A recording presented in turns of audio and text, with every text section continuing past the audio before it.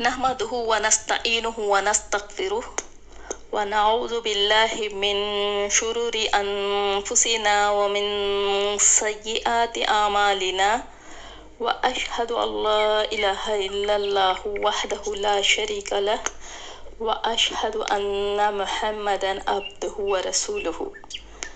بسم الله الرحمن الرحيم. رب اشرح لي صدري ويسر لي أمري واحلل عقدة من لساني يفقهوا قولي. اللهم صل على محمد وعلى آل محمد كما صليت على إبراهيم وعلى آل إبراهيم إنك حميد مجيد. اللهم بارك على محمد وعلى آل محمد كما باركت على إبراهيم وعلى آل إبراهيم إنك حميد مجيد. قوم آت کا انجام.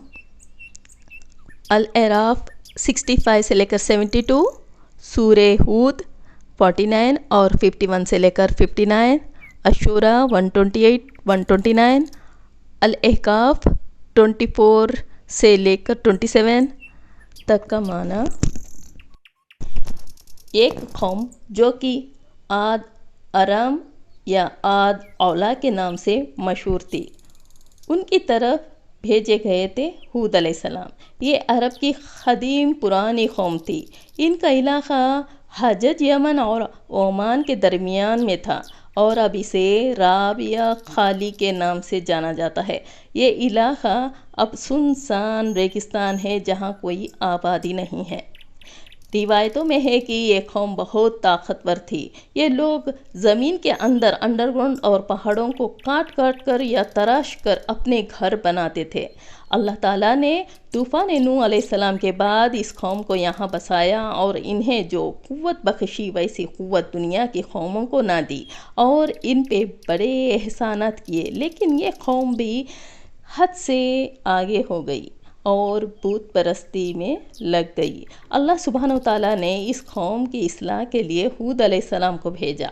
ہود علیہ السلام نے اپنی قوم سے کہا، اے میری قوم، صرف اللہ تعالیٰ کی عبادت کرو، اس کے سوا کوئی عبادت کے لائق نہیں. کیا تم اللہ تعالیٰ سے ڈرتے نہیں؟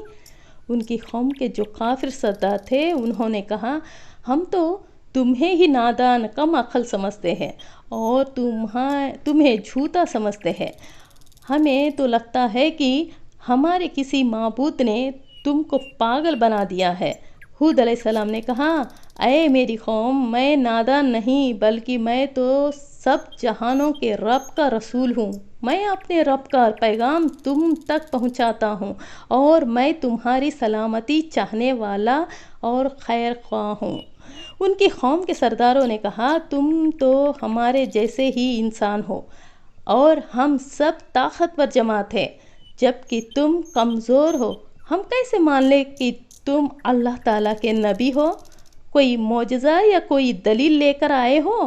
ہود علیہ السلام نے کہا، کیا تمہیں اس بات سے تعجب حیرت ہوا ہے کہ تمہارے پاس تمہارے رب کی طرف سے نصیحت تمہاری ہی قوم کا ایک آدمی لے کر آیا ہے تاکہ وہ تمہیں ڈرائے اور اللہ تعالیٰ کے احسانات یاد کرائے کہ رب نے تمہیں قوم نوح علیہ السلام کے بعد زمین کا مالک بنایا اور تمہیں خوب طاقتور بنایا.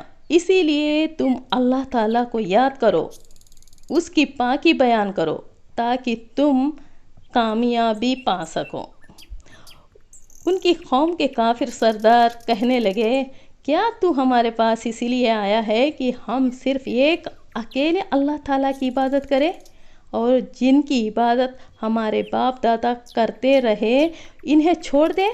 اگر تو سچا ہے تو جس عذاب کی تو دھمکی دیتا ہے اسے لے آ. کفار مکہ کو نافرمانی پر عذاب سے ڈرایا جاتا تو وہ مذاق میں کہتے کہ اپنا عذاب جلدی سے لے آؤ. ان کا خیال تھا کہ ہم پر کبھی عذاب نہیں آ سکتا، ہم تو عیش اور ٹھاٹ باٹ کی زندگی گزار رہے ہیں.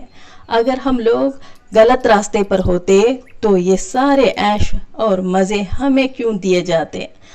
تو انہیں تنبیہ کی گئی کہ جلدی عذاب نہ دے کر تمہیں مہلت دی جا رہی ہے.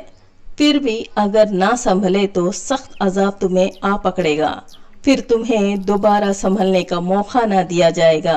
معلوم ہوا کہ عیش و عشرت کی زندگی کامیابی کی دلیل نہیں ہے، لہٰذا عیش و راحت پر ہرگز نہ اترانا چاہیے، بلکہ اللہ اور اس کے رسول کی اطاعت و فرما برداری کرنی چاہیے۔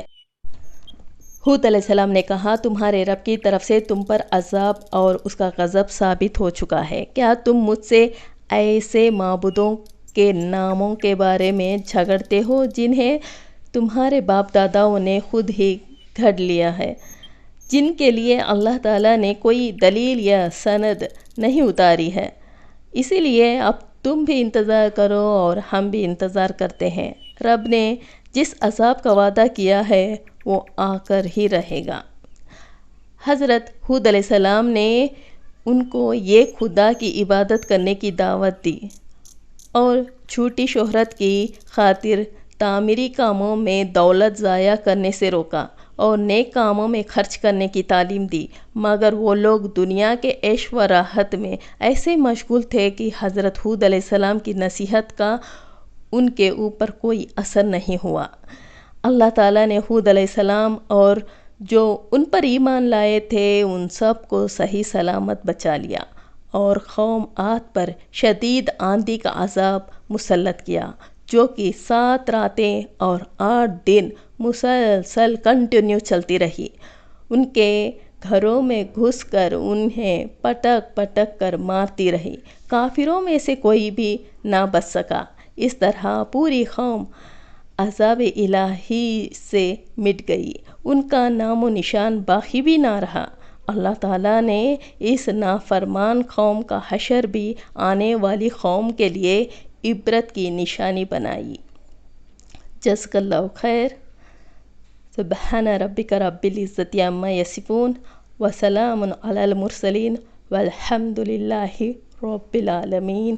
السلام علیکم ورحمۃ اللہ وبرکاتہ۔